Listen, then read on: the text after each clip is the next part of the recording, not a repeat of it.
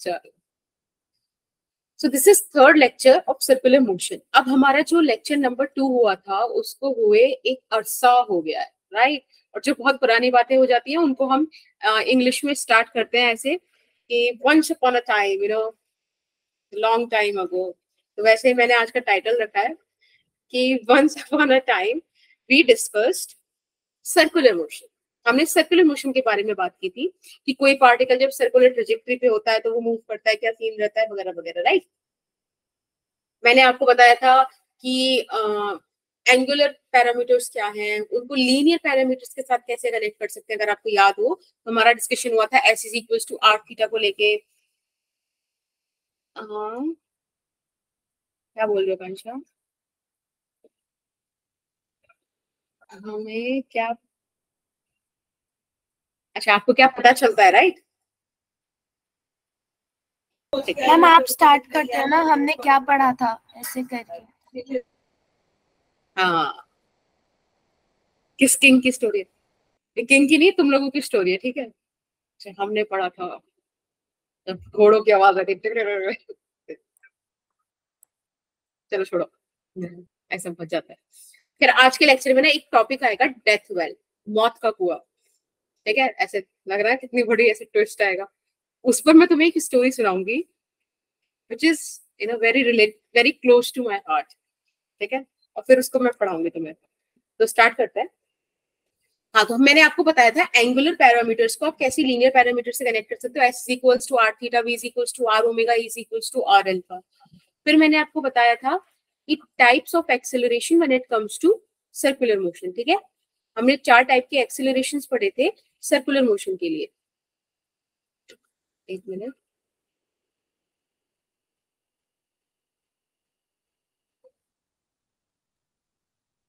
और देखिए आप लोगों के साथ आई गेस आपको याद होगा, एक हमने बात की थी सेंट्रीपिटल एक्सेलरेशन की, which is always acting towards the center of the circle along the radius, right? एक मैंने आपको बताया था कि अगर वेलोसिटी का मैग्नीट्यूड चेंज होता है तो आपके पास आता है टेंजेंशियल एक्सेलरेशन। टेंजेंशियल एक्सेलरेशन, बिल्कुल। एक मैंने आपको बताया था कि इन दोनों की वजह से आपके पास आता है नेट एक्सेलरेशन, राइट? और एक हमारे पास होता है एंगुलर एक्सेलरेशन, राइट? ऐसे 4 एक्सेलरेशंस का मेरा और आपका डिस्कशन हुआ था। अब देखो एक बार फटाफट से डिफाइन कर देती हूँ। सेंट्रीपिटल एक्सेलरेशन, जब भी पार्टिकल अपनी वेलोसिटी का डायरेक्शन चेंज करता है तो उससे एसोसिएटेड जो एक्सेलरेशन होता है दैट इज सेंट्रीपिटल एक्सेलरेशन। बाकी कोई एक्सेलरेशन हो ना हो, बट सेंट्रीपिटल एक्सेलरेशन 100% होगा अगर सर्कुलर मोशन का आप बात कर रहे हो, राइट? सी रिप्लाई करो। हाँ समीक्षा बोलो बेटा। मैम गलती से हो गई। ओके, फिर जब बात करते हैं टेंजेंशियल एक्सेलरेशन की, तो tangential acceleration is associated with the change in the magnitude. पहले 5, फिर 6, 8, 9, 10 ऐसे लगातार मैग्नीट्यूड भी चेंज हो रहा है, तब टेंजेंशियल एक्सेलरेशन। दोनों का रिजल्टेंट वेक्टर आता है net acceleration which is not directing towards the centre, right? And the fourth one is angular acceleration, जो इस बात पे डिपेंड करता है कि ओमेगा किस रेट से चेंज हो रहा है। ओमेगा याद है, angular velocity, rate of change of rate of change of angular displacement kind of, याद है? चलो बहुत बढ़िया। तो अगर आपको इतनी सारी बातें याद है तो मेरा जो लास्ट डिस्कशन था वो इस बात पे था कि अगर मैं आपको ये एक कंडीशन दूं, ठीक है, मैंने आपको ये दिया, तो मुझे बताइए कि आप लोगों का क्या ख्याल है टेंजेंशियल एक्सेलरेशन को लेके, सेंट्रीपिटल एक्सेलरेशन को लेके, नेट एक्सेलरेशन को लेके और एंगुलर एक्सेलरेशन को। क्या लगता है क्या क्या वैल्यूज होंगी अगर वेलोसिटी का मैग्नीट्यूड कांस्टेंट है? तो बताइए। ओके सुजिता, टेंजेंशियल एक्सेलरेशन 0 है, कूल, क्योंकि टेंजेंशियल एक्सेलरेशन क्या है? Rate of change of magnitude. तो अगर हमारे पास rate of change of magnitude ही नहीं है भाई, मैग्नीट्यूड कांस्टेंट है, तो it is going to be 0। Very nice. और बताओ ma'am net acceleration centripetal acceleration के बराबर होएगा। वेरी नाइस समीक्षा। क्यों? क्योंकि मैंने बोला था सेंट्रीपिटल एक्सेलरेशन तो हमेशा होगा, it is going to be there, और अगर ये होगा तो आप इसको ऐसे लिख सकते हो a square c plus 0, it is going to be ac. What about alpha बेटा?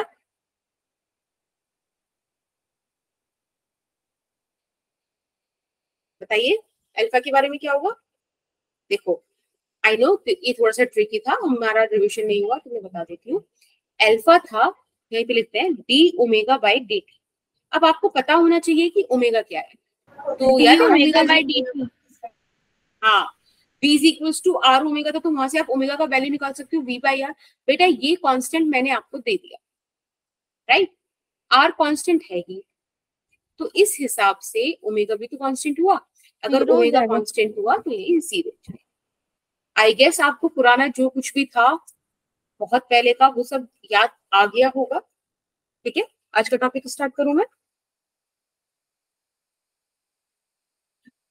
बोलो बोलो बोलो. Yes ma'am. Okay. Dynamics of circular motion.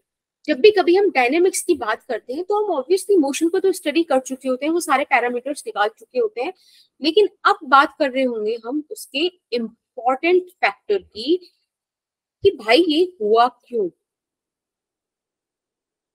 Cause क्या है. और आई गेस आप लोगों को ये वाली बात तो क्लियर हो ही चुकी होगी कि किसी भी मोशन के पीछे जो कॉज होता है दैट इज अ फोर्स. तो यानी कि आज का जो मेरा टॉपिक है वो उन फोर्सेस को डेडिकेट होगा जो सर्कुलर मोशन में आती है. और इससे मुझे दो फोर्स समझ में आती है. एक होती है सेंट्रीपिटल फोर्स, राइट?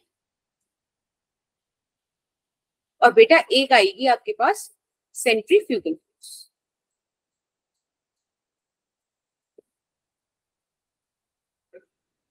डन?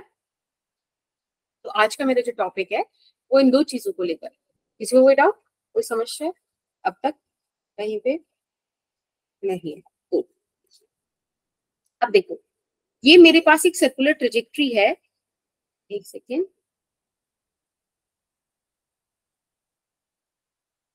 इस तरह से इसका रेडियस r लिया, यहाँ पे कोई बॉडी है, ठीक है. अब ये सर्कुलर ट्रैक में घूम रही है.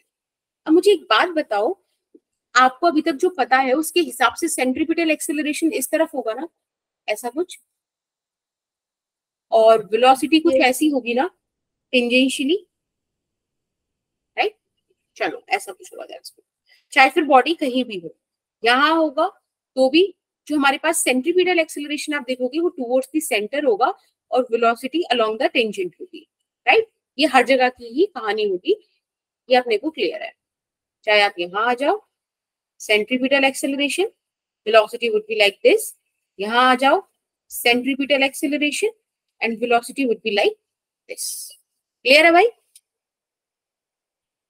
एक सेकेंड. ठीक है, ओके. तो सेंट्रीपिटल फोर्स अगर मैं आपसे डिफाइन करना चाहूं, क्या मुझे डिफाइन करो तो कैसे करोगे? आप बोलोगे कि मैम हमने तो पढ़ा था कि force is equals to ma होता है, जिस डायरेक्शन में एक्सेलरेशन उसी डायरेक्शन में फोर्स. तो अगर आप सेंट्रीपिटल फोर्स की बात कर रहे हो तो वो सेंट्रीपिटल एक्सेलरेशन की डायरेक्शन में होगा, है कि नहीं? Yes ma'am. And it is directing towards the centre along the radius. और ये बड़ा प्यारा पॉइंट है क्योंकि यही सेंट्रीपिटल फोर्स का भी डायरेक्शन होगा. लेकिन एक बात हमेशा ध्यान रखना, पहले फोर्स आई होगी, फोर्स की वजह से बॉडी मोशन में आई होगी, उसकी स्पीड बढ़ रही होगी, फोर्स की वजह से एक्सेलरेशन आया होगा. वो तो अब हम पढ़ लेट रहे हैं, लेकिन force is the prime cause. ठीक है, आपको तो शायद मैंने लास्ट टाइम एक्सेलरेशन का फॉर्मूला भी बताया था सेंट्रीपिटल एक्सेलरेशन का. I guess m we square by r बताया था. एम का तो यहाँ मल्टीप्लाई करा दिया क्योंकि सेंट्रीपिटल फोर्स है. एक आपको एम आर ओमेगा स्क्वायर बताया था. तो क्या ये सेंट्रीपिटल फोर्स का फॉर्मूला हो जाएंगे? बिल्कुल. तो Yes, आप ma'am. इनको रखेंगे याद. ठीक है, इंपॉर्टेंट. अब सेंट्रीपिटल फोर्स के बारे में थोड़ी सी बात करते हैं. पता है सेंट्रीपिटल फोर्स कोई फोर्स है ही नहीं. अब बोलोगे ऐसे कैसे, वो तो आप बता रहे थे. मैग्नीट्यूड बता दिया, डायरेक्शन बता दिया, फोर्स कैसे नहीं है? क्योंकि सेंट्रीपिटल फोर्स का कोई स्पेसिफिक मतलब आप ऐसे नहीं बोल सकते कि this force is centripetal force. कोई भी फोर्स सेंट्रीपिटल फोर्स हो सकती है बशर्ते कि वो एक सर्कुलर मोशन का कॉज हो। क्या बेटा? मैम रोटेशनल होनी चाहिए। एग्जैक्टली, वो एक सर्कुलर मोशन का कॉज रहे। रोटेशनल तो अलग हो जाएगा बेटा। Rotational motion is actually the collection of circular motion, but वो हमारा आगे का टॉपिक है, अभी हम पढ़ेंगे उसे। For time be centripetal force कोई भी फोर्स हो सकती है। मैं आपको एग्जांपल देती हूँ, देखो ऐसे नहीं बोल रही मैं।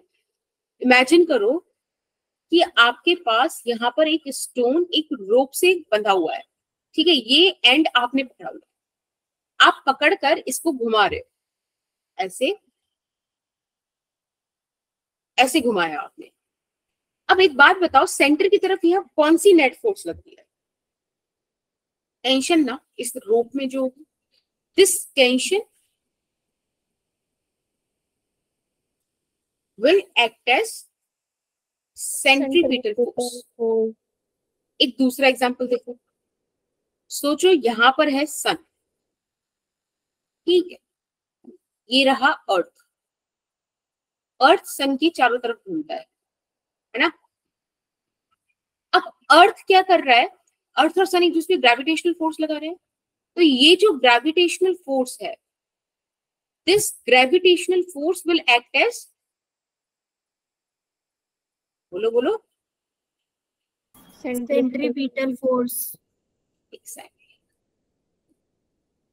अच्छा, अब अगर मैं आपसे बोल दूं कि अर्थ के चारों तरफ सैटेलाइट को रिवॉल्व कर रही है, करती है ना? तो यहाँ पे मान लो कोई सैटेलाइट रिवॉल्व कर रही है, वो अर्थ के चारों तरफ रिवॉल्व कर रही है, तो अर्थ ये लगा रहा होगा इस पर कुछ ग्रेविटेशनल फोर्स। समझ रहे हो? तो कुछ भी हो सकता है। दूसरा और कोई एग्जांपल मैं आपको दूसरी डायमेंशन से निकाल के देती हूँ। मतलब आपने न्यूक्लियस के बारे में पढ़ा है? एक न्यूक्लियस होता है, उसके चारों तरफ एक इलेक्ट्रॉन रिवॉल्व करता है, पढ़ा है ये वाली बात? Yes ma'am. हाँ, तो यहाँ पर एक इलेक्ट्रॉन होगा, इस ये इलेक्ट्रॉन इस पर एक इलेक्ट्रोस्टैटिक फोर्स एक्सपीरियंस करेगा ना, तो इस केस में इलेक्ट्रोस्टैटिक फोर्स ऑफ अट्रैक्शन जो पॉजिटिव नेगेटिव के बीच में होगी, that force will act as centripetal force. I guess अभी आपको समझ में आ गया होगा मैं कहना क्या चाह रही थी, कि कोई भी फोर्स सेंट्रीपिटल फोर्स हो सकती है। Is that fine? Yes ma'am. ठीक, एक बहुत ही बेसिक सा एग्जांपल लेते हैं। जैसे कि यहाँ पर मैंने एक रोप से एक बॉल को बांधा हुआ है, ये रहा वो बॉल, जिसका रेडियस आपको दिया हुआ है, सॉरी जिसका मास आपको स्मॉल m दिया हुआ है, जो लेंथ है रोप की वो r है, और ओमेगा एंगुलर वेलोसिटी से वो मूव कर रहा है। आप मुझे बताओ टेंशन क्या होगी इस केस में? फटाफट से बताओ, बड़ा बेसिक सा क्वेश्चन। एक बात बताओ, जब आपने इसको यहाँ पे एक एंगुलर वेलोसिटी प्रोवाइड कराई है, तो ये सर्कुलर मोशन कर रहा होगा। जब सर्कुलर मोशन कर रहा होगा तो आप बोलोगे कि मैम टेंशन ही तो यहाँ पे सेंट्रीपिटल फोर्स बन जाएगी। आई वाज लाइक सही बोल रहे हो, सही बोल रहे हो, तो आप इसको एम आर ओमेगा स्क्वायर लिख दो, काम खत्म। लो आ गया टेंशन एक लाइन। आया समझ? ओके, समीक्षा को क्लियर है? और किसको क्लियर है? सुजिता को क्लियर है? सिद्धार्थ, आकांक्षा, ओम, प्रशांत, ओके, सूरज, अनुभव। मैम सेंट्रीपिटल फोर्स तो mv स्क्वायर बाय r होता है ना? हाँ, तो एम आर ओमेगा स्क्वायर भी तो होता है। v is equal to r omega का यूज करके आप निकाल दो वो फॉर्मूला, पिछले लेक्चर में मैंने बताया था। तो मैम अगर हम इस वाले से करें तो गलत होगा?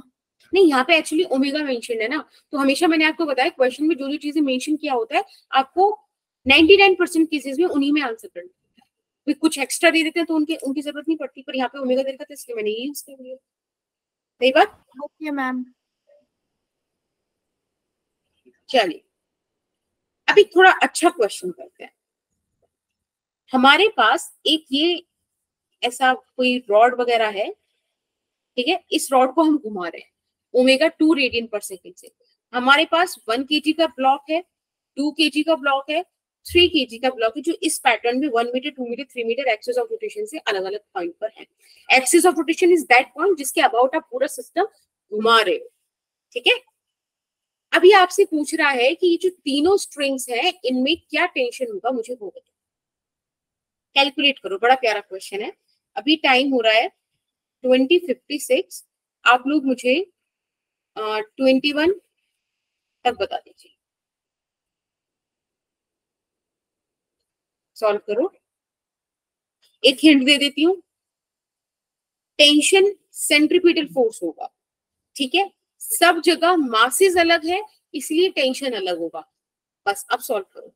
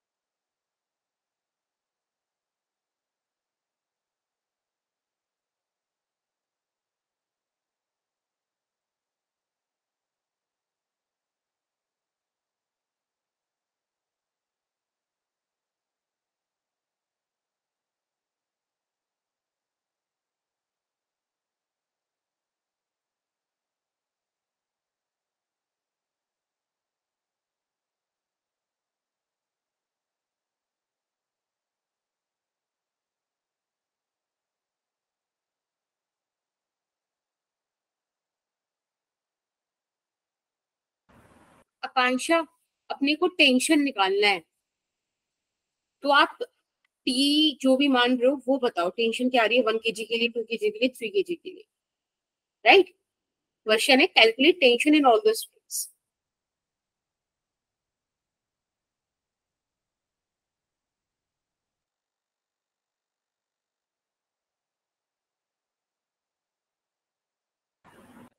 ओके, तो फिर टेंशन एक फोर्स है तो ये न्यूटन में होनी चाहिए, राइट।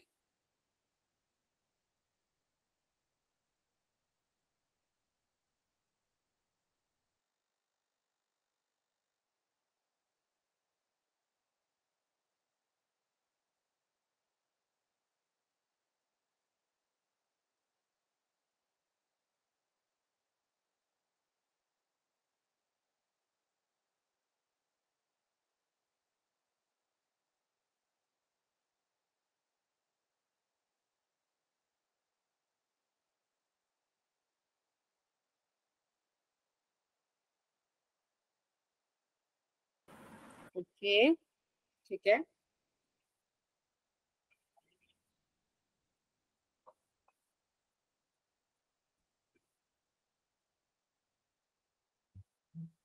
अरमान, तुमने T3, T2, T1 क्या क्या लिया है एक बार बताओ। क्या मैम?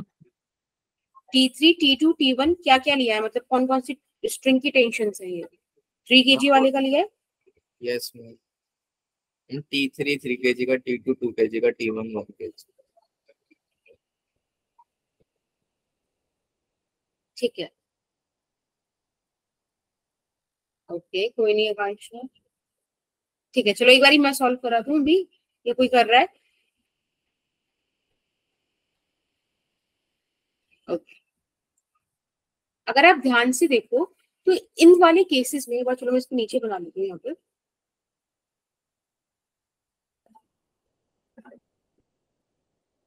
एक बड़ा सिंपल सा कॉन्सेप्ट है,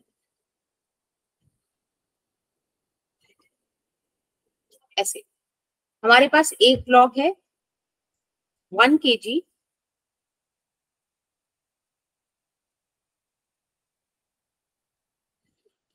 2 kg and 3 kg, something like this.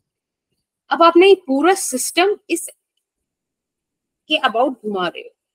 एक बात मुझे बताओ, ये जो पूरा सिस्टम आप घुमा रहे हो ये सब एक ही एंगुलर स्पीड से घूम रहा है ना।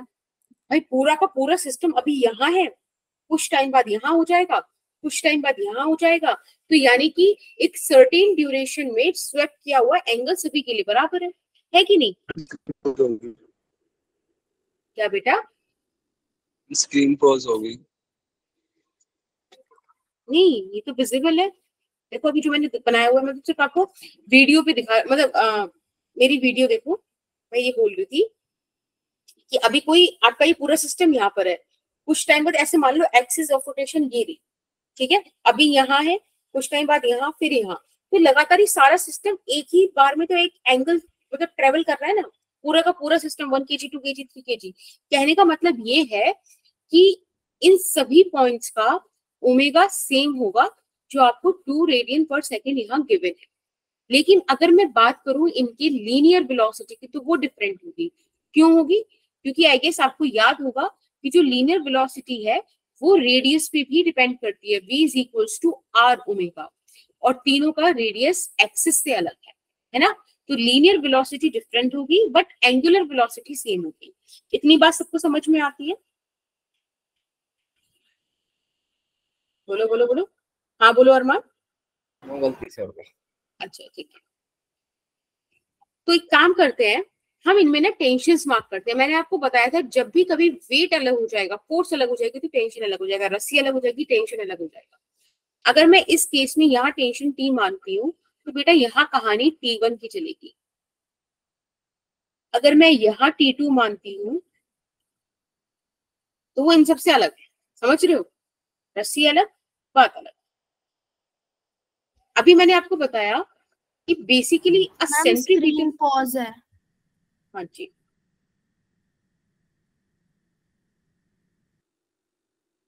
आई गेस अभी विजिबल है। Yes ma'am. तो हम ऐसे करेंगे कि centripetal force is the net force towards centre. आप ये वाला देखो, यहाँ पे फैक्ट लगा के देखो, आपको क्या बढ़िया यहाँ पे रिजल्ट्स मिलने वाले हैं। सबसे पहले 3 kg वाले ब्लॉक के साथ स्टार्ट करते हैं। तो अगर आप 3 kg वाले ब्लॉक को देखो तो बेटा एक्सिस ऑफ रोटेशन से सिर्फ 3 kg वाले को देख रही हूँ, ठीक है, अभी वो 3 मीटर दूर है।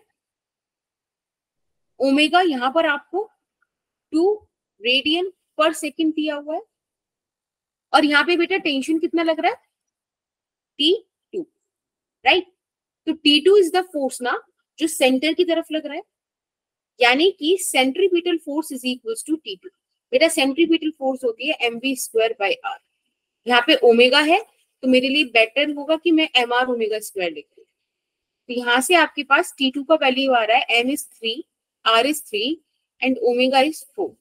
तो 9 4s are 36, राइट।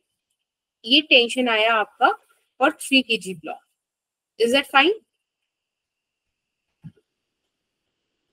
बोलो। Yes ma'am. ठीक है, अब अगर यहीं पे मैं आपसे बात करूं 2 kg वाले ब्लॉक को लेकर, तो आप बोलोगे कि मैम 2 kg वाला ब्लॉक एक्सिस ऑफ रोटेशन से 2 मीटर दूर है, लेकिन यहाँ पे ओमेगा आपको 2 रेडियन पर सेकेंड दिया हुआ ही है। अब बात करते हैं नेट फोर्स की।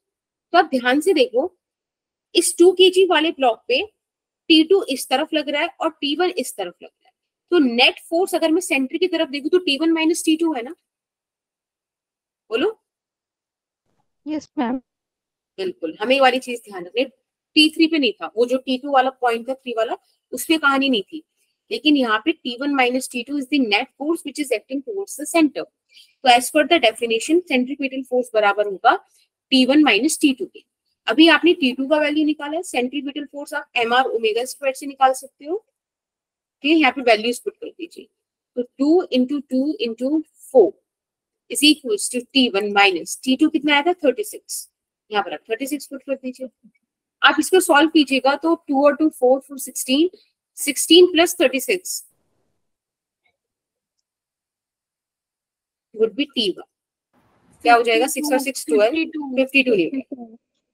Very good. अब जरा बात करते हैं 3 kg वाले सिस्टम की।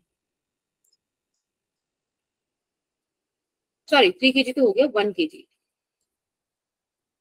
अगर हम 1 kg वाला सिस्टम देखें तो वो एक्सिस ऑफ रोटेशन से पास में है, सिर्फ 1 मीटर की दूरी पर है। ओमेगा कितना है, अभी भी हमारे पास वही है 2 रेडियन पर सेकेंड। इस बार इसकी तरफ कितना फोर्स लग रहा है वो देखने वाली बात है ना बेटा? फटाफट से देखते हैं। Ma'am P minus T1। Exactly, T minus T1। Very good.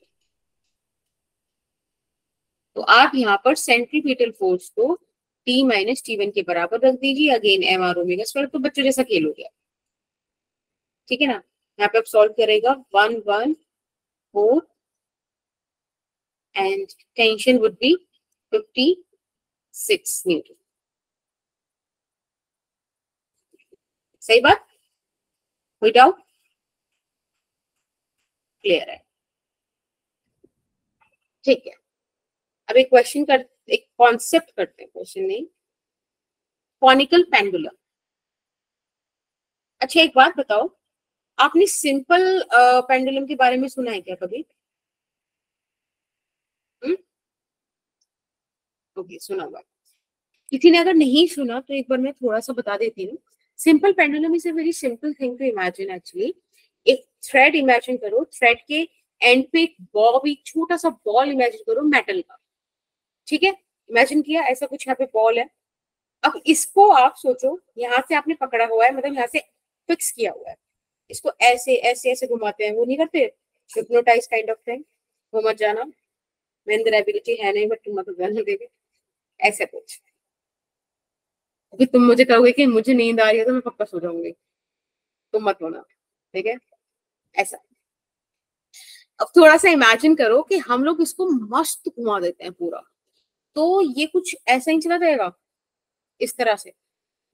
Imagine हो रहा है? ऐसे में ध्यान से बता, देखो ऐसा एक कोन जैसा कुछ आकार ले लेगा, है ना? बस उसी को कॉनिकल पेंडुलम बोलते हैं। यानी कि यहाँ पे हमारे पास एक second,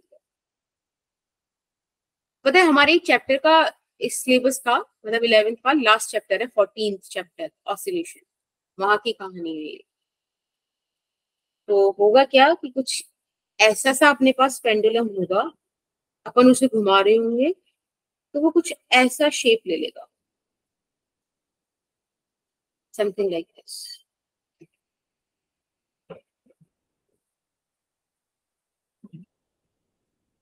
is that fine? Yes ma'am.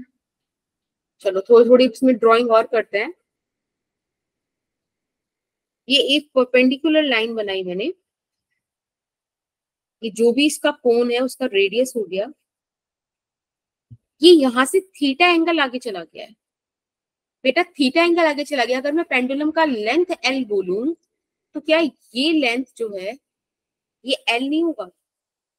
ये वाला भाई, ये तो तुम इधर रखो एल लेंथ, ऐसे रखो तब भी एल लेंथ, ऐसे रखो तब भी एल लेंथ, ऐसे रखो तब भी एल लेंथ, है कि नहीं? ठीक है, एल लेंथ हो, ओके फाइन। कॉन्सेप्ट ये है कि जब आप अभी मेरे साथ पढ़ोगे ऑसिलेशन, तब मैं आपको प्रूव करके दिखाऊंगी कि T is equals to 2 pi under root L by G, where L is the length of the pendulum, G is the gravitational acceleration due to gravity, 2 pi आपको पता ही है, T is the time period। ये formula आता है। लेकिन जब आप conical pendulum में देखोगे तो फॉर कॉनिकल पेंडुलम, एक second, this is for simple pendulum.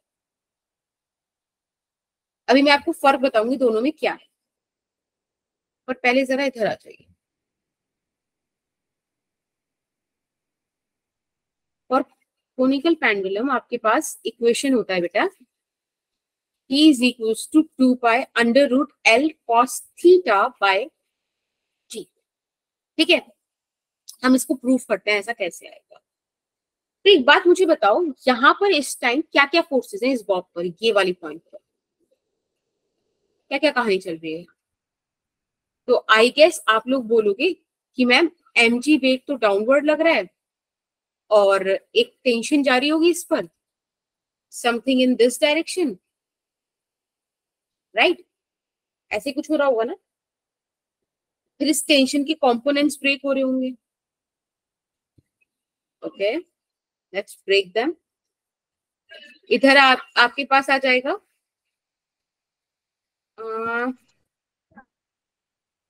This would be theta, तो यहाँ आपके पास चला जाएगा टी कॉस थीटा और इधर आपके पास आ जाएगा टी साइन थीटा।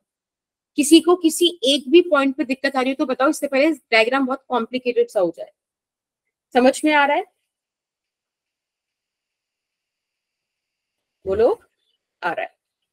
ठीक है, तो कुल मिला के आपके पास कहानी ऐसा कुछ है कि ये जा रहा है आपके पास टी कॉस थीटा, इधर आ रहा है आपके पास टी साइन थीटा और डाउनवर्ड फोर्स है आपके पास mg। ये हो गया पेंडुलम का फ्री बॉडी डायग्राम। अब इस हिसाब से बेटा एक बात मुझे बताओ, what is the net force towards the centre? F net towards the centre क्या है? T sine theta. Exactly, that is centripetal force. तो आपके पास सेंट्रीपिटल फोर्स आ गई T sine theta, because T cos theta is balancing the mg, right? Centripetal force को आप लिखते हो mv²/r से। अभी हम मान लेते हैं कि इस पॉइंट पे इसका जो एंगुलर वेलोसिटी है वो है ओमेगा, ठीक है, we are assuming it, okay. तो आप इसको mr ओमेगा² वाली फॉर्म में लिखते हो, ज्यादा बेटर रहेगा। अब साइन थीटा का वैल्यू निकालना है, दैट इज इंपॉर्टेंट। तो आई गेस आपके पास ये डॉटेड वाला ट्राइंगल है, इसमें ये तो लेंथ ऑफ द पेंडुलम हो गया, ये रेडियस ऑफ द कोन हो गया, and this angle is theta.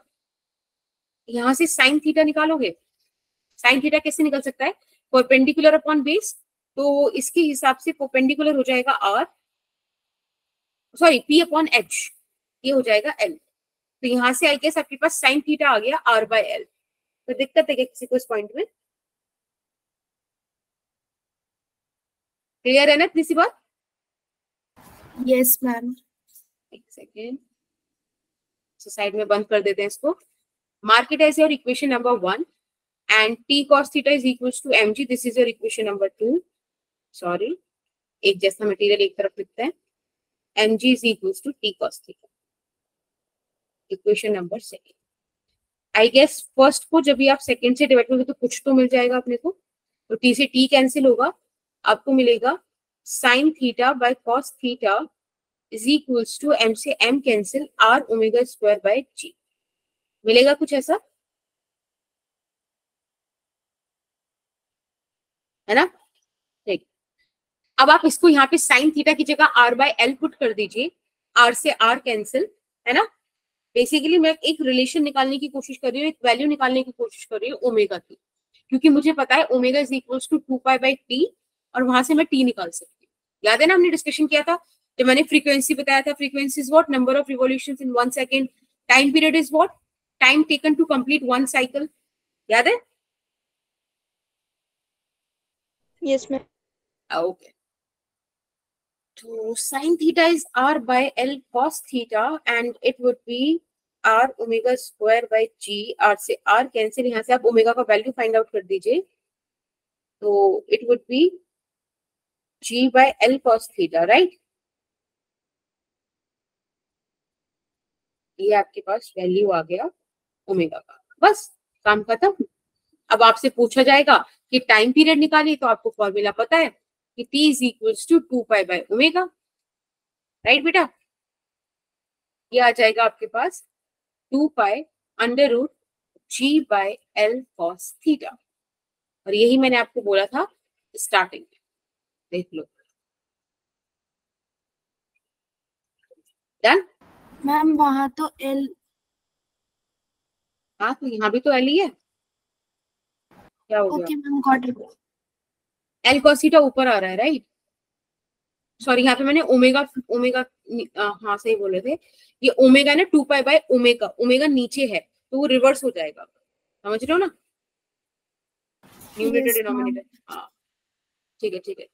अब मेरा एक क्वेश्चन था कि ये जो कॉनिकल पेंडुलम है ना, अगर आप ध्यान से देखो तो ये जब हो रहा है, जब आप इसको बहुत जोर से घुमा रहे हो, जब आप यहाँ पे जो, जैसे ये इसका ओरिजिनल पोजीशन है, आप इसको घुमाते हुए बहुत दूर ले जा रहे हो, तब वो ऐसे करके घूम के आ रहा है।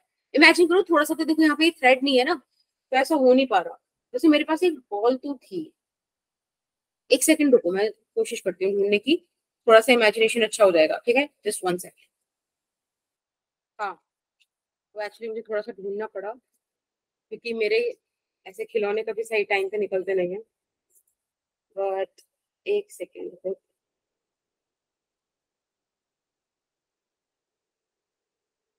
अच्छा अच्छा, एक सेकेंड,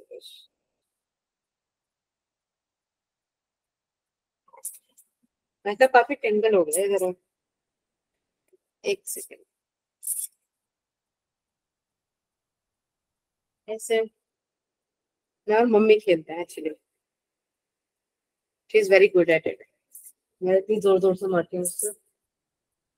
ठीक है, देखो दिख रहा है क्या ये? ठीक है, ये थोड़ा सा इलास्टिक है तो नहीं दिख रहा क्या? वीडियो देखो। नो मैम, नो दिख रहा, नहीं दिख रहा। वीडियो नहीं दिख रही? समीक्षा सुजीता को दिख रही है। देखो एक बॉल है, हाँ, तो ये पेंडुलम है, काइंड ऑफ ऐसे ही होता है। तो थ्रेड ना उसका इलास्टिक नहीं होता, उसमें थोड़ा भी ऐसे ऊपर नीचे हो रहा है ये, ठीक है, तो वो इलास्टिक नहीं होती। पेंडुलम पूरा थ्रेड जैसा होता है। अब हम क्या इमेजिन कर रहे हैं यहाँ पर कि आप ना इसको हल्का सा, अगर हल्का सा घुमाते हो तो ये ऐसे सीधा सीधा आ जाएगा, ऐसे जाएगा, ऐसे आ जाएगा। लेकिन जब आप इसको तेज घुमाओगे, यानी कि आप जब इसको एंगुलर डिस्प्लेसमेंट, ये समझ रहे हो, ये बहुत ज्यादा दोगे तो देखो ये ऐसे घूम जाएगा, थोड़ा ऐसा दिख रहा है। This is conical pendulum. Feel हो रहा है? फील हो रहा है? या दिस इज कोनिकल पेंडुलम। तो आपको जब मैं सिंपल पेंडुलम पढ़ाऊंगी ना, तो मैं आपसे कहूंगी कि बेटा सिंपल पेंडुलम हम पढ़ रहे हैं फॉर वेरी स्मॉल एंगल्स, ठीक है। अब देखो, अगर मैं स्मॉल एंगल्स की बात करूं तो आपने शायद ये चीज पढ़ी हो, शायद आपको ये वाली चीज याद हो, स्मॉल एंगल अप्रोक्सीमेशन हम पढ़ते हैं कि कहाँ पे हम साइन थीटा को जीरो, सॉरी साइन थीटा को थीटा, टेन थीटा को थीटा रख सकते हैं। मैंने बताया था कॉस थीटा को 1 रख सकते हैं। तो अगर स्मॉल एंगल होगा तो बेटा कॉस थीटा की जगह 1 रख दो, L/G आ जाएगा, आपके पास सिंपल पेंडुलम का केस आ जाएगा। This is good. नहीं समझ आता तो सोचो ये थीटा बहुत छोटा सा है, ये जो L इतना दूर गया हुआ है ये वापस वहीं पर आ गया। L भाई L cos थीटा वही तो था। अगर ध्यान से देखो तो दिस इज L, तो बेटा L cos theta is this ना, तो यही तो आ रहा है आपके पास। जब ये ज्यादा दूर जाएगा ही नहीं तो L cos theta is actually equals to L। समझ रहे हो? हाँ बोलो, समझे? ओके, अब बात करते हैं डेथ वेल की। आई गेस आप लोगों के इलाका आपका जो है वहां पर मेला वगैरह तो होता ही होगा, है ना, किसी भी ओकेशन पे कभी देखा होगा मेला वगैरह। जैसे हमारे यहाँ तो रामलीला पे मैंने देखा था, Yes, ma'am. तो वहां पे मौत का कुआं होता है जिसमें एक ऐसा ऐसा कुछ स्ट्रक्चर सा होता है, उसमें बाइकर्स कार वगैरह सब होती है और वो ऐसे गोल गोल गोल गोल घूमते से खड़े हुए थे, राइट? याद है ना, तो देखा हो तो मैं जो कहानी बताने वाली थी वो यही था, इसी से रिलेटेड, कि एक बार ना मैं भी डेथ वेल देखने गई थी, मौत का कुआं देखने गई थी। बेसिकली मेरा मन नहीं था बट मेरे भाई का मन था, तो हम लोग चले गए थे। हमने देखा तो वहां पे भीड़ ज्यादा थी, तो हमने सोचा कि हम एक राउंड छोड़कर आ जाते हैं। काफी ऊंचा बनाते हैं वो लोग, ठीक है। और मेरा फर्स्ट स्टेयर से पैर फिसला, गैप ज्यादा नहीं था, मैं निकल नहीं पाई थी उसके बीच में से, और वो पैर फिसला और मैं पूरा एक बहुत बड़ा डिस्टेंस नहीं, पूरा वो स्टेयर केस काइंड ऑफ जो होता है वो ऐसे ही फिसलते फिसलते लाइक बैठे बैठे बैठे बैठे बैठे फिसल गई। अभी तो मैं सोचती बहुत हंसी आती है मुझे। तब मैंने ना, मैं तब दिल्ली में पढ़ती थी और मैं घर गई थी, और उसी दिन हम मेला गए थे। मैंने कोचिंग में पढ़ा था कि आप मोशन के अपोजिट अगर फोर्स लगाते हो तो रुक जाता है, विच इज ट्रू, है ना। मैंने दिमाग लगाया, ये तो उस टाइम इतना दिमाग तो लगाने के, इंक्लाइन प्लेन पे से आप कूद रहे हो, मतलब जंप हो रहा है वो, तो मैं ऐसे जा रही थी, मैंने कमर सीधी कर ली, जो कमर में मेरे सीढ़ियां लगी हैं, वो तो एक अलग ही मतलब एक्सपीरियंस था। बट मुझे हमेशा डेथ वेल से वही याद आता है। ऐसा कुछ बहुत ज्यादा चोट वगैरह नहीं लगी थी क्योंकि मैं पूरा वो मतलब होता है ना पूरा वो जो पूरा एक खड़ंजा बोलते हो या पूरा एक स्टेयर केस बोलते हो, वो पूरा मैं बैठे हुए ही गिरती चली आई, ऐसे बैठे बैठे बैठे, एक सीढ़ी पे फिर दूसरी सीढ़ी पे फिर तीसरी पे। तो जब मैं वहां से ऐसे भाग कर आ गई, इससे पहले लोग मुझ पे हंसे, मैं सोचा मम्मी के पास जाके हम रोएंगे, भाई मम्मी के पास इधर रोते हैं। मैंने अपनी मम्मी को बताया कि मैं गिर गई, गेट पे हंस रही थी वो मेरे पे। तो होगी कोई मजाक की बात, इतना ज्यादा नहीं होगी इंजरी कोई बड़ी, बट ठीक है। तो that was my experience with मौत का कुआं। तो लोगों ने उस टाइम एक बार बाहर अंदर शो देखा था, एक बाहर शो देखा था जो मैंने दिखाया था, ठीक है। और बहुत हंसी आती उस वाले को लेके। खैर उस दिन मैंने फिजिक्स लगाई थी, एक या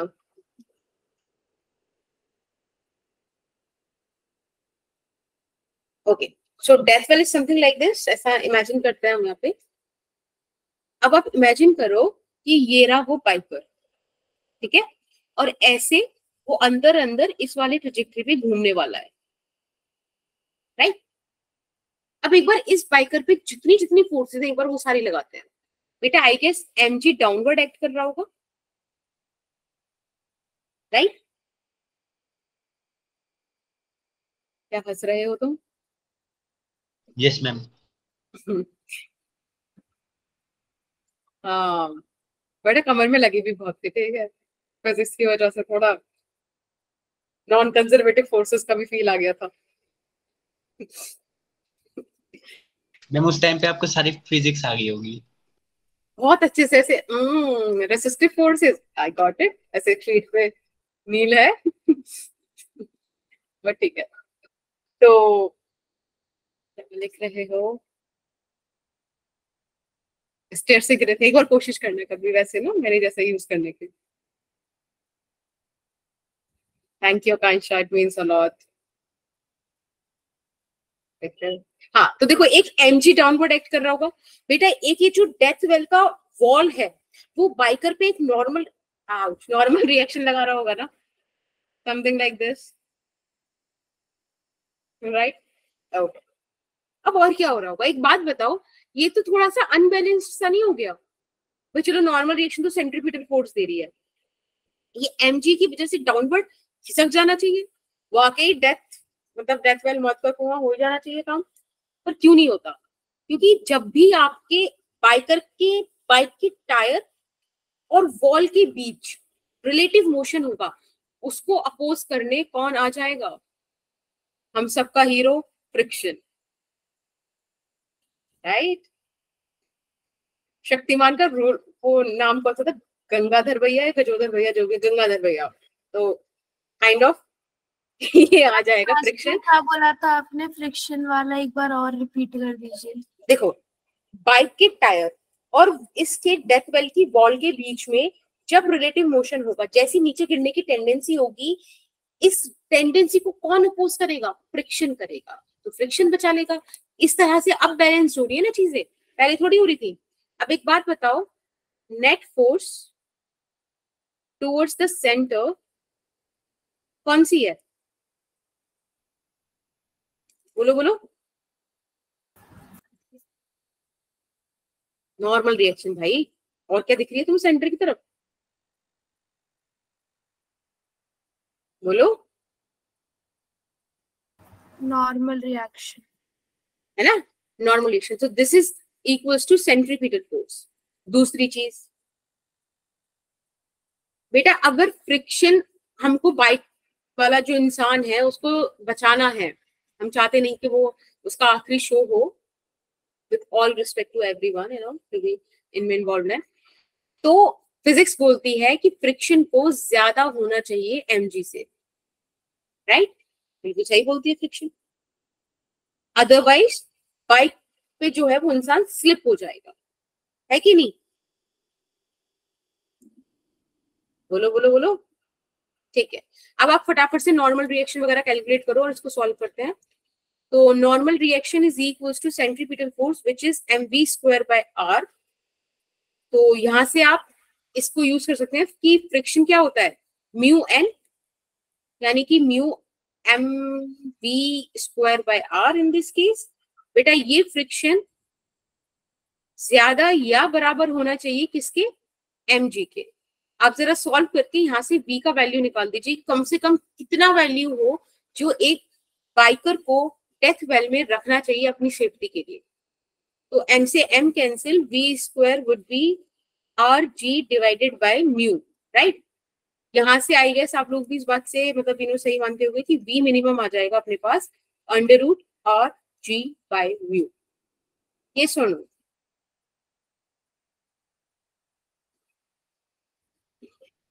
राइट, बिल्कुल।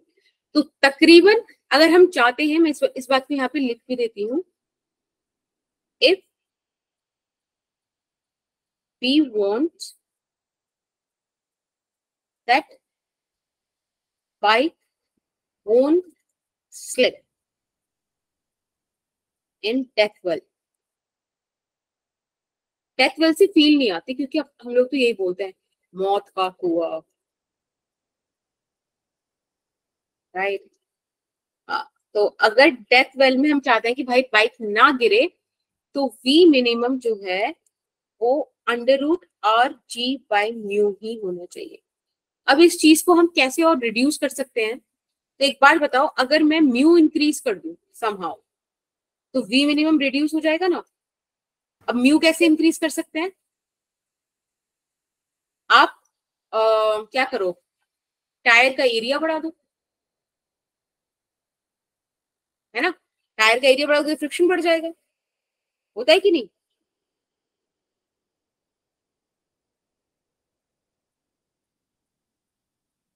ओके ओम, 1-2 दिन में आ जाएगी, ठीक है।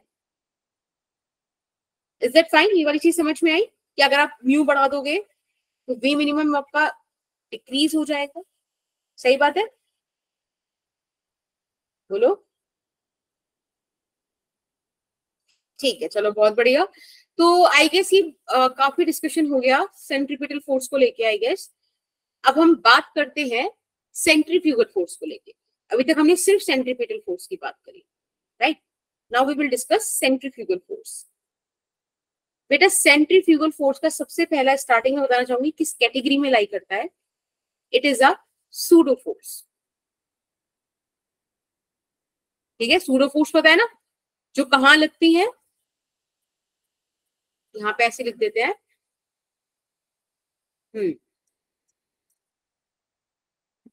It comes into picture when, बताओ कब लगती है सूडो फोर्स, भाई ऐसे मत करो। अच्छा उसे बता दो किस फ्रेम में, इनर्शियल में नॉन इनर्शियल में। हाँ non inertial. Exactly, very good समीक्षा। जब ये non inertial frame of reference में होता है। हमने वो लिफ्ट में यूज किया था ना, जब हमने बाबू भैया वाला कॉन्सेप्ट यूज किया था, याद हो तो किसी को बाबू भैया के नाम से ही, राइट। तुम्हें कैसे याद रहता है। तो सेंट्रीफ्यूगल फोर्स भी एक सूडो फोर्स है। जब आप सर्कुलर मोशन करती हुई बॉडी के ऊपर ही बैठ जाओ, तब आप एक्सपीरियंस कर पाओगे सूडो फोर्स को, ठीक है। अब ये क्योंकि सूडो फोर्स है, तो मैंने आपको सूडो फोर्स का फॉर्मूला भी बताया था कि -ma होता है। तो यहाँ पर भी बिल्कुल आप उस बात को यूज कर सकते हो कि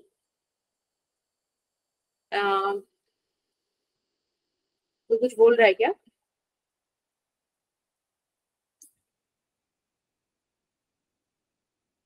नहीं ओम बेटा, यूट्यूब लिंक की। इट हाँ, इट अपोजेस, या ऐसे लिख दो, it lies in the opposite direction of acceleration. जो भी एक्सेलरेशन आपने लगाया है, सेंट्रीपिटल एक्सेलरेशन बेसिकली उसके ऑपोजिट आता है। इज दैट ओके, बोलो। ठीक है, एक मैं आपको थोड़ा सा एग्जांपल दे देती हूँ ताकि आपको थोड़ा सा फील हो जाए। जैसे कि ये हमारे पास वही एक बॉब है, कहीं यहाँ पे वायर है। लेट्स से यहाँ पर हमने बाबू भैया को बिठा दिया, क्योंकि सेंट्रीपिटल वो जो भी आएगा ना नॉन इनर्शियल फ्रेम, तो बाबू भैया ही काम मैम आएंगे। आपकी स्क्रीन स्टक हो गई है क्या? नहीं बेटा, विजिबल है। मैम अब आ गई। हाँ अच्छा पहले हो गई होगी। तो कुल मिला के जब आपने ऐसे इस बॉब को घुमाया, राइट, ऐसे हमने इसको घुमाया, अब क्योंकि बाबू भैया इसी के ऊपर बैठे हैं तो वो किस फ्रेम में आ गए?